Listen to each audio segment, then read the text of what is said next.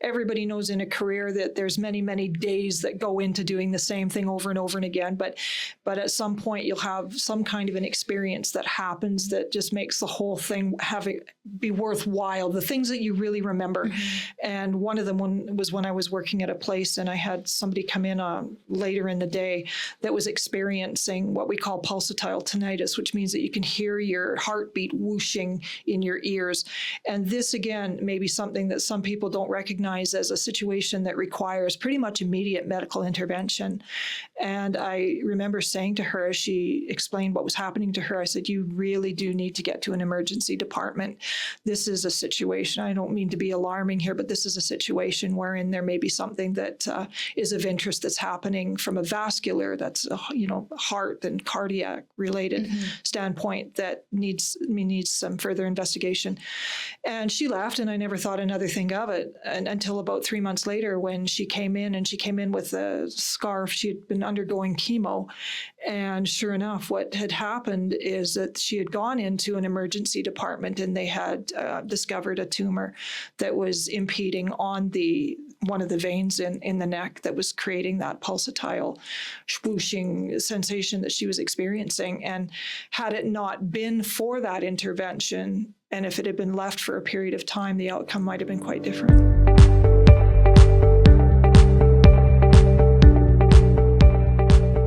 Welcome back to Hearing Out with Belinda. Today in studio, we have Tannis. Welcome, Tannis. Thank you. Tannis is a retired registered hearing aid practitioner. She was also the registrar for CHAPA, and she's currently the executive director of AHAP. Now, if that all sounds a little bit confusing to you, don't worry. We're here to break down what all that means. So we're going to start with you, Tannis. You're retired registered hearing aid practitioner. So what drew you into the industry? I started working in the industry as an admin in 1996. So I was the front desk girl. The person that greets you on the phone or when you walk into the clinic. That's right. So I was the front desk girl. And I worked in a small privately owned clinic with a hearing aid practitioner who had been licensed for quite a long period of time. And he was wonderful to work with, but there were times when he didn't show up for work. And I remember thinking, I went one day from thinking, I will never do this job. Dirty ears are not my thing. I don't want anything to do with any of it. I'm perfectly happy here to sit at the front desk and do what I'm doing. So one day he decided for whatever reason that he wasn't going to come in and he had a fitting that needed to be done. And I had to tell the guy, I don't know where he is. I'm trying to phone. I don't know where he is. And eventually, I just thought, this is ridiculous. Maybe I should take the course. And I remember saying to my employer at the time, I said, I think I'm ready. Maybe I'll take the course. And he said, fine, I'll pay for half of it. And that was it. So I started the course itself in 2000, finished, graduated, and was licensed by 2002. Okay, so that's a wonderful intro into it. But just to touch on, you did a 2-year course. I did the Grant MacEwan. So through Grant MacEwan. Yep. And then I know now for new graduates, I was a new graduate from Grant MacEwan myself in 2011, then we can get licensed. And I think we're going to touch on that next, is how to become from a hearing aid practitioner to a registered hearing aid practitioner. Right.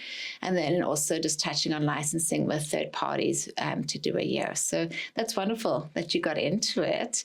So let's talk a little bit about that. When I met you, I had just finished my Grant MacEwan course in 2011, actually, and I was writing my CHAPA exams because CHAPA did require, I think they still do, a practical along with the theory exam to make sure we have the knowledge. Yeah. And you were the registrar at the time. I was until 2012. I was registrar from 2004 to 2012. Okay.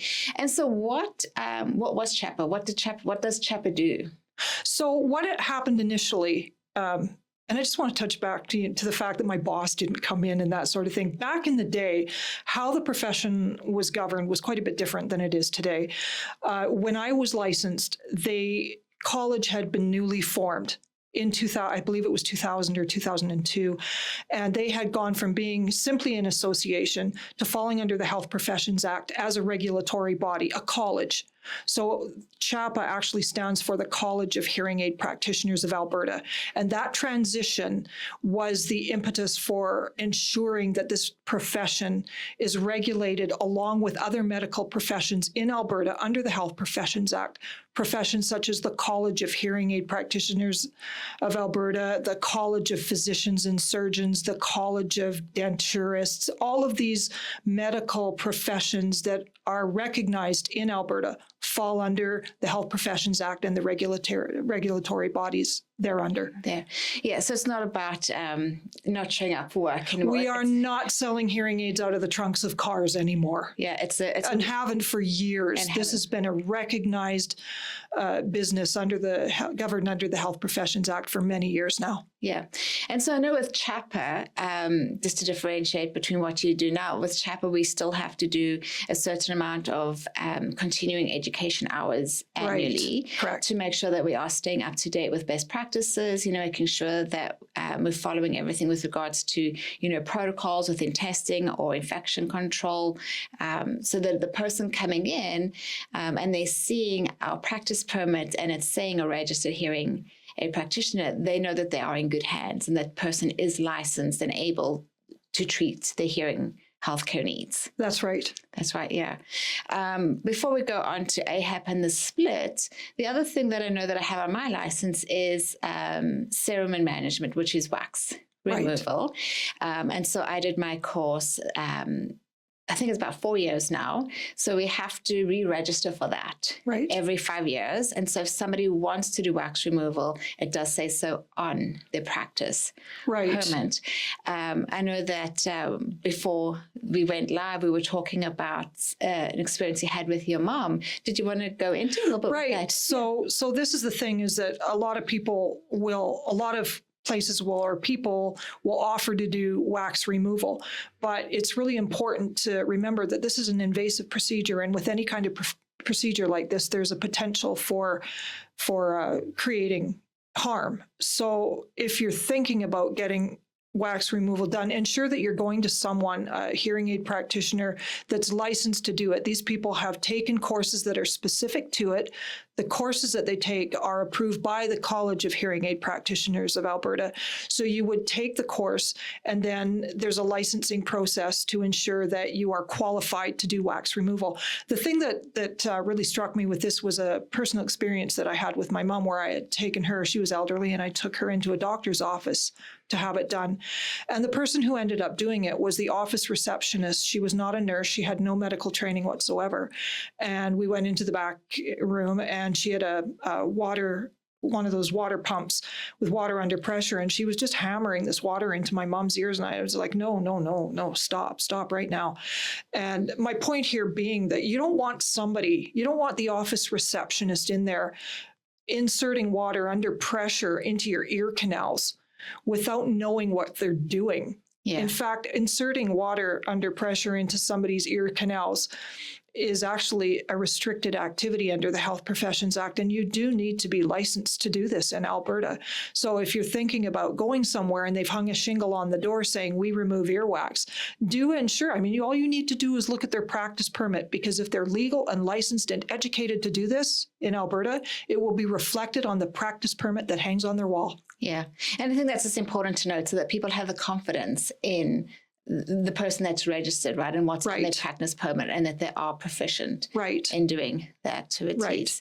The other thing I'd like to just touch on a little bit there is that I do work in my own private clinic, and I have worked in large corporate hearing care, facilities before, but there's always a charge for doing wax removal.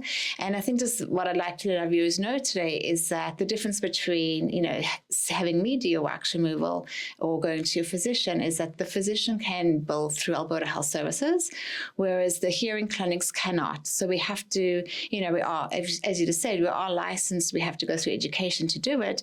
And so there's value in that. And so that's why there is always a charge for that wax removal. And just to add to that, like with the experience that I had, just because you go to a doctor doesn't mean that the doctor is going to be the one that's doing it.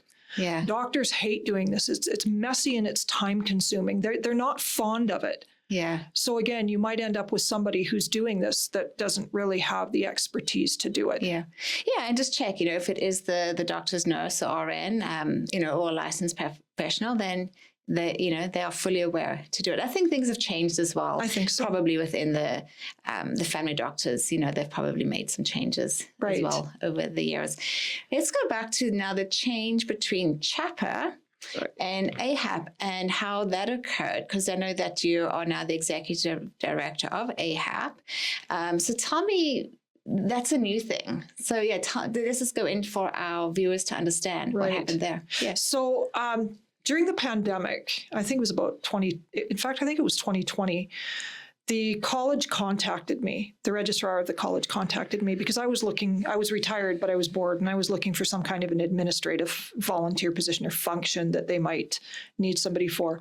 And she phoned me one day and she says, we want to know if you're not doing anything, would you start an association of hearing aid practitioners in Alberta? And I said, why would I need to do that? You're already doing it. And she said, I'm going to read this for you because this is actually explains it better than I could. And I found this little blurb earlier. So this is the reason why the association had to be a separate function from the college regulatory body. So this blurb reads, recent changes to the Health Professions Act have required regulatory colleges to no longer carry out the functions of a professional association. This change ensures regulatory colleges always put patients and the public interest first.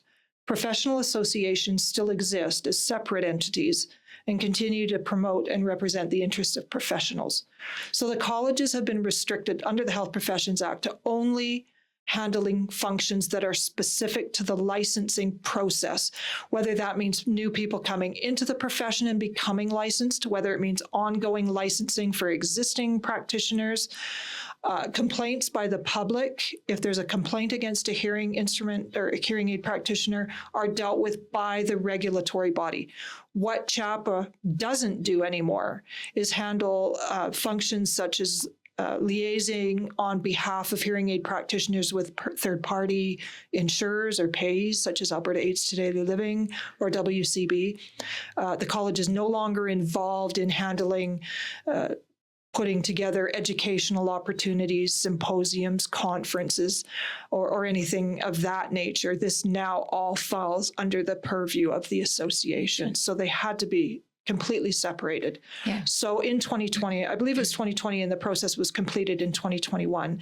The association had been set up, incorporated, bank accounts started, committees put together, a board put together, and we've been functioning since then. And a big thing that we're involved in is the ongoing education and the conventions and symposiums that we host that provide the opportunity for the licensed professionals to get their hours that are required for their annual renewal of licensing every year. Yeah. And I think that's just important to note, going back to that, it is a regulated profession now, Correct. Right? And that when you're going in to see a person, you know that they're doing their ongoing education, they're up to date with all the best practices. Yeah, it is. It's not a one and done. You don't just become licensed and then you just go forward, forevermore. Yeah. There are ongoing requirements to ensure that you're keeping current with changes, updates to the profession, a lot of scientific information that's passed on that's of interest to everybody, practitioners and patients alike. Yeah. And then I know, once we've done to touch on Grant McEwen as our Alberta base, it's a 2-year program. I think there are a couple of others around Canada, 2 or 3 years for hearing aid practitioners.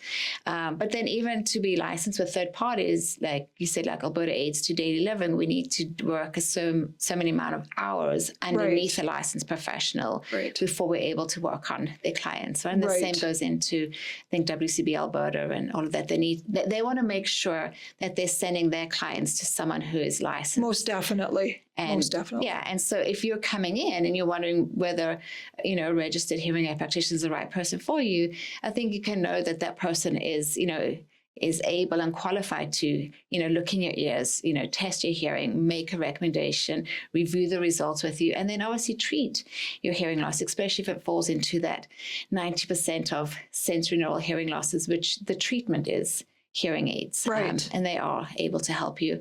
I think to touch on that a bit more, though, if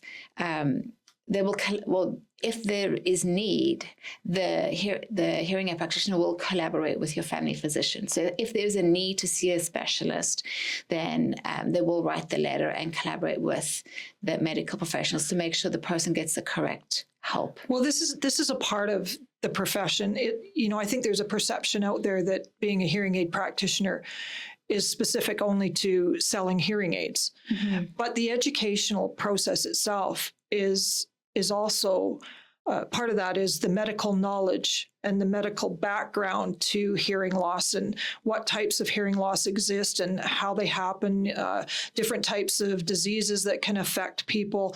All of the hearing aid practitioners that are licensed in Alberta have the background and the education to be able to recognize when there is in a situation wherein a referral should be made to an ear, nose, and throat specialist, or whether there's an option outside perhaps of hearing aids being your first choice.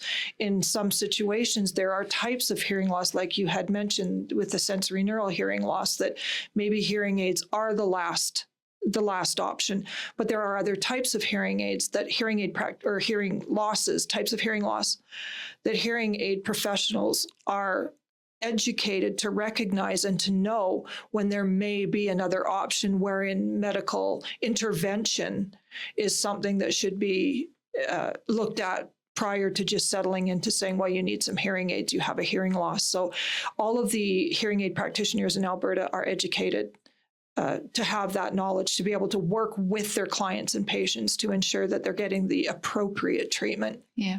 And I think if you had to sit down with some registered hearing aid practitioners in Alberta and have coffee with them, everybody would be able to tell you a story. Everyone has stories of how collaboration worked. I have my own of several years ago when I had a young lady in her early 40s come in, and she did have normal hearing in both ears.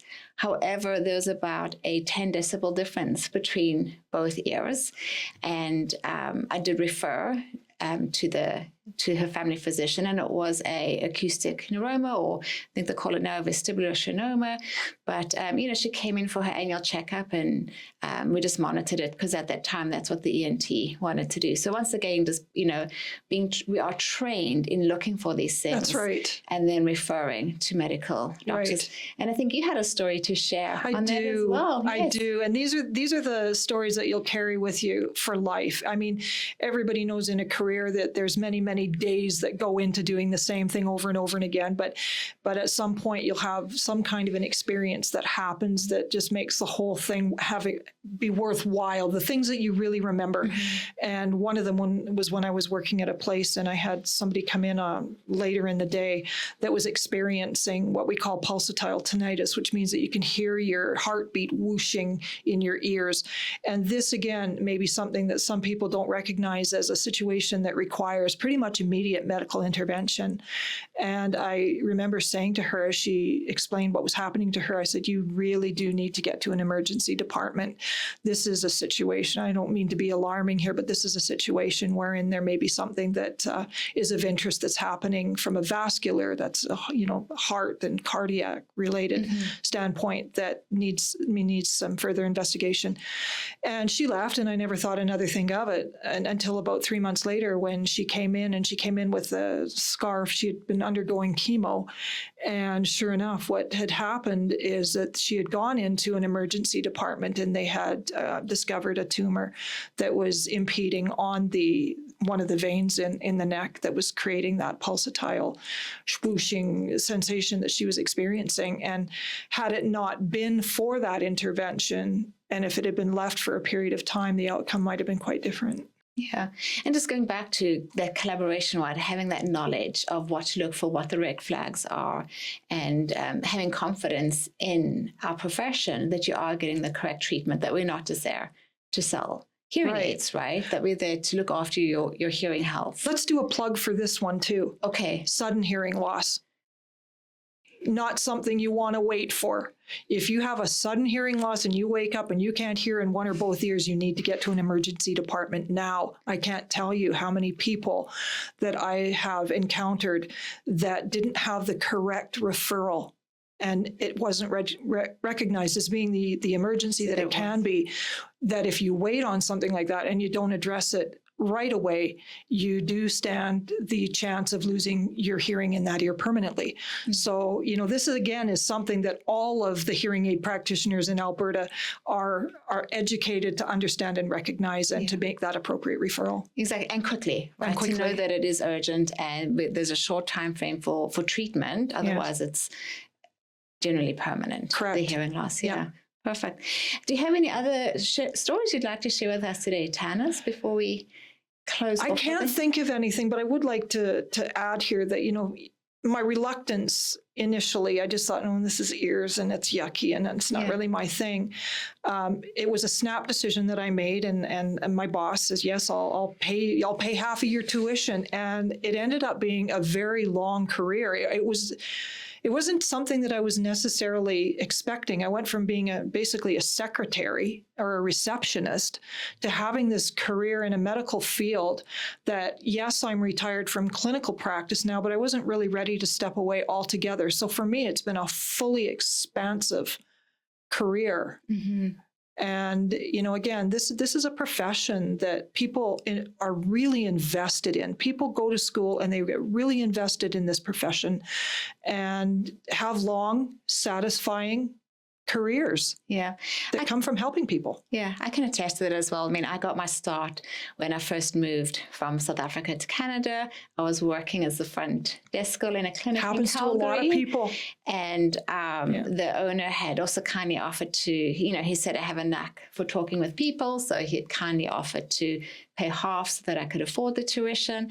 So I went to school, and then after I'd graduated and was actually working full time, I remember having a conversation with some clients about leaving my young kids at daycare. Right. And it is really hard. It is hard to leave a 2-year-old, and your 5-year-old at daycare and at school. But I always felt that it was obviously financially necessary for our family, but it was such a rewarding career. I got to help people. I got to actually change their lives. We can all go into the stories of how life-changing treating your hearing loss can be.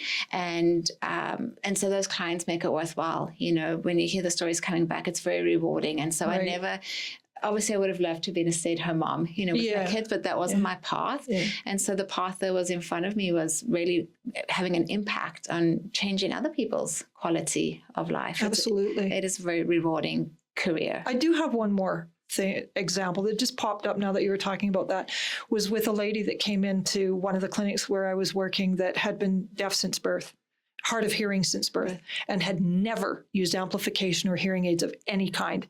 I don't remember the backstory to that, but she came into the office and I fit her with her first set, and she was in her 30s. Wow. I fit her with her first set of hearing aids and watched the tears roll down her face, and it was like it was a moment. It's very emotional. Right? It was. We get really invested with our clients. Like, we're not just there. That was one of the special ones. You do a lot of fittings. You test a lot of people, and always there's the anticipation of a positive outcome. But this was one of those special ones, that you'll never forget. It had that really impactful for you as well, right? Because it was so emotional. It was. Yeah. I don't remember, like, why did you wait so long? I don't remember any of the specifics. There would have been a story behind it. There had to have been a backstory for sure. I just don't remember what it was. But it was one of those moments. Well, Tannis, thank you. Thank you for sharing those stories with us. And once again, for those viewers out there, so you can trust your registered hearing aid practitioner here in Alberta. If you are tuning in from one of the other provinces, just go ahead and check with their licensing, or reach out to our college and see where else you can find someone. And we look forward to treating your hearing loss. Thank you.